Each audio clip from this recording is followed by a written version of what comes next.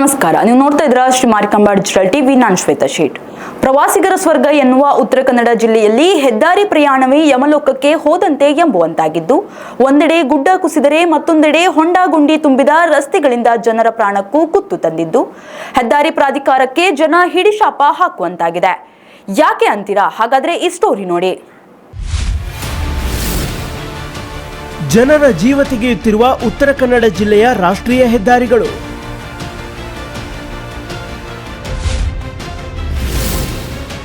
ಹೆದ್ದಾರಿಯಲ್ಲಿ ಹೊಂಡ ಗುಂಡಿ, ಅವೈಜ್ಞಾನಿಕ ಕಾಮಗಾರಿಗೆ ಜೀವಗಳ ಬಲಿ.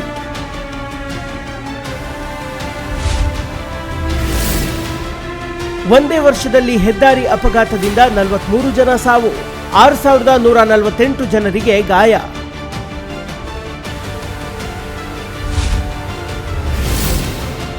ಕಳೆದ 4 ವರ್ಷಗಳಲ್ಲಿ ರಸ್ತೆ ಬದಿಯಲ್ಲಿ ಭೂಕುಸಿತದಿಂದ ಮಕ್ಕಳು ಸೇರಿದಂತೆ 14 ಸಾವು.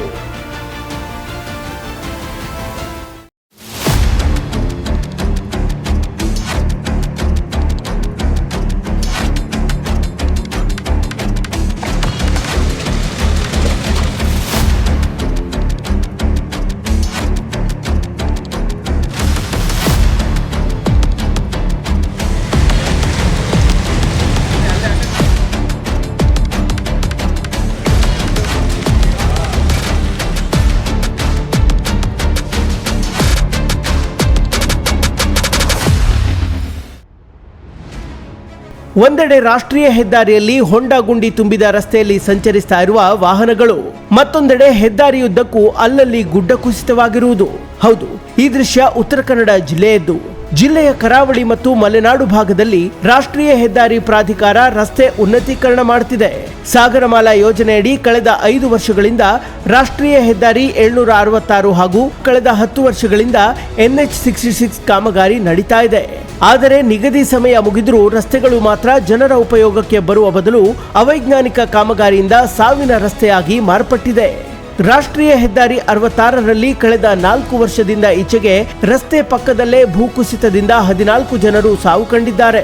2025ರಲ್ಲಿಯೇ 43 ಜನ ಅಪಘಾತದಲ್ಲಿ ಸಾವು ಕಂಡ್ರೆ 407 ಜನ ಗಾಯಗೊಂಡಿದ್ದಾರೆ. ಇನ್ನು 2023ರಿಂದ 25ರವರೆಗೆ ಜಿಲ್ಲೆಯ ರಸ್ತೆಗಳಲ್ಲಿ 589 ಜನ ಅಪಘಾತದಲ್ಲಿ ಅಸುನೀಗಿದ್ದು 6148 ಜನ ಗಾಯಗೊಂಡಿದ್ದಾರೆ. ಹೀಗಿದ್ದರೂ ರಾಷ್ಟ್ರೀಯ ಹೆದ್ದಾರಿಯಲ್ಲಿ ಸಮರ್ಪಕ ರಸ್ತೆ ಆಗಲಿ ವೈಜ್ಞಾನಿಕ ಕಾಮಗಾರಿ ಆಗಲಿ ನಡೆಯುತ್ತಿಲ್ಲ. ಕುಮಟಾದಿಂದ ಶಿರಸಿವರೆಗಿನ ರಾಷ್ಟ್ರೀಯ ಹೆದ್ದಾರಿ ಮೊದಲ ಹಂತದ ಕಾಮಗಾರಿ ಪ್ರಾರಂಭವಾಗಿ 5 ವರ್ಷಗಳೇ ಕಳೆದು ಬಿಟ್ಟಿವೆ. 2 ವರ್ಷ ನಿಗದಿ ಸಮಯವಾಗಿದ್ರೂ ಗುತ್ತಿಗೆ ಪಡೆದ ಕಂಪನಿ ಕಾಮಗಾರಿ ಮುಗಿಸಿಲ್ಲ.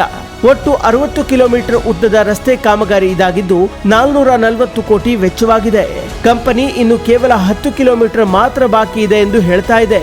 ಆದರೆ ದೇವಿಮನೆ ಘಟ್ಟ ಭಾಗದಿಂದ ಶಿರಸಿವರೆಗಿನ ರಸ್ತೆಗಳು ಹೊಂಡಮಯವಾಗಿದ್ದು ಹಲವು ಕಡೆ ಸೇತುವೆ ಕಾಮಗಾರಿ ಇನ್ನೂ ಮುಗಿದಿಲ್ಲ. ಇನ್ನು ಶಿರಸಿಯಿಂದ ಮುಂದುವರಿದ ಭಾಗವಾದ ಶಿರಸಿ ಹಾವೇರಿ ರಸ್ತೆಯ 40 ಕಿಲೋಮೀಟರ್ ಕಾಮಗಾರಿಗಾಗಿ 208 ಕೋಟಿ ಅನುದಾನ ಬಿಡುಗಡೆಯಾಗಿದೆ. ಆದರೆ ಕಾಮಗಾರಿ ಕುಂಟುತ್ತಾ ಸಾಗಿದೆ. ಅಲ್ಲಲ್ಲಿ ಅಗೆದು ಬಿಟ್ಟ ರಸ್ತೆಯಿಂದ ಪ್ರಯಾಣಿಕರು ಜೀವ ಕಳೆದುಕೊಳ್ಳುವಂತಾಗಿದ್ದು ನಿತ್ಯ ಹಿಡಿಶಾಪ ಹಾಕ್ತಿದ್ದಾರೆ. ಇನ್ನು ರಾಷ್ಟ್ರೀಯ ಹೆದ್ದಾರಿ 66ರ ಅವೈಜ್ಞಾನಿಕ ಕಾಮಗಾರಿಯಿಂದ ಭೂಕುಸಿತ ಹಾಗೂ ರಸ್ತೆಯಲ್ಲಿ ನೀರು ನಿಂತು ಅಪಘಾತವಾಗಿ ಸವಾರರು ಪರದಾಡುವಂತಾಗಿದೆ. ರಾಷ್ಟ್ರೀಯ ಹೆದ್ದಾರಿ 766 ಸಹ ಇದಕ್ಕೆ ಹೊರತಾಗಿಲ್ಲ. ವೈಜ್ಞಾನಿಕವಾಗಿ ಗುಡ್ಡ ಕತ್ತರಿಸಿದ ಕಾರಣ ಅಲ್ಲಲ್ಲಿ ರಸ್ತೆ ಪಕ್ಕದಲ್ಲಿ ಭೂಕುಸಿತ ಆಗುತ್ತಲೇ ಇದೆ. ಹೀಗಾಗಿ ಕಾಮಗಾರಿ ಮುಗಿಸಲು ಶಿರಸಿ ಕುಮಟಾ ರಸ್ತೆಯನ್ನ 4 ತಿಂಗಳ ಕಾಲ ಬಂದ್ ಮಾಡಲಾಗಿತ್ತು.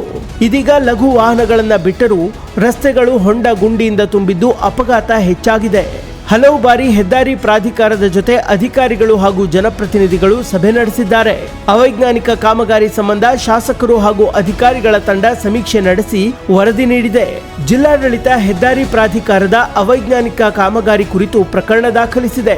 ಇಷ್ಟೆಲ್ಲ ನಡೆದ ಮೇಲೆ 2025 ಜೂನ್ ಒಳಗೆ ರಸ್ತೆ ಕಾಮಗಾರಿ ಮುಗಿಸುವ ಕುರಿತು ಗುತ್ತಿಗೆ ಕಂಪನಿಗಳು ಭರವಸೆ ನೀಡಿದ್ವು.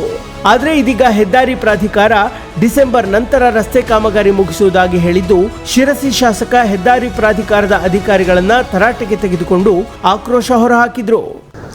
ಕೇಂದ್ರ ಸರ್ಕಾರದ ಸಾಗರಮಾಲಾ ಯೋಜನೆ ಅಡಿಯಲ್ಲಿ ಸ್ಯಾಂಕ್ಷನ್ ಆಗಿರ್ತಕ್ಕಂಥ ರಸ್ತೆ ಕುಮಟಾದಿಂದ ಸಿರ್ಚಿವರೆಗೂ RN City ಕಂಪ್ನಿಗೆ ಟೆಂಡರ್ ಆಗಿ ಅದು ಕೂಡ ಒಂಥರದ ಮಂದಗತಿಯಲ್ಲಿ ನಮ್ಮ DC ಅವರು ಅದಕ್ಕೆ ಒಂದು 3-4 ತಿಂಗಳು ಸಂಪೂರ್ಣವಾಗಿರ್ತಕ್ಕಂಥ ರಸ್ತೆ ಬಂದ್ ಮಾಡಿದರೂ ಕೂಡ ಆ ಕೆಲಸವನ್ನು ಸರಿ ಮಾಡಿದ್ರೆ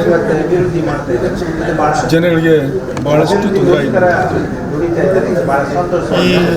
ಈ ವರ್ಷ ವಾಡಿಕೆ ಮಳೆ ತಿಂಗಳು ಮೊದಲೇ ಪ್ರಾರಂಭ ಆದರೂ ಕೂಡ ಬ್ರಿಡ್ಜ್ ಕೆಲಸ ಮುಗಿದೇ ಅಲ್ಲಿ ಸಾಕಷ್ಟು ತೊಂದರೆ ಆಗಿ ನಂತರದಲ್ಲಿ ಲಘು ವಾಹನಕ್ಕೆ ಹೋಗೋಕ್ಕೆ ಅವಕಾಶ ಮಾಡಿಕೊಟ್ರು.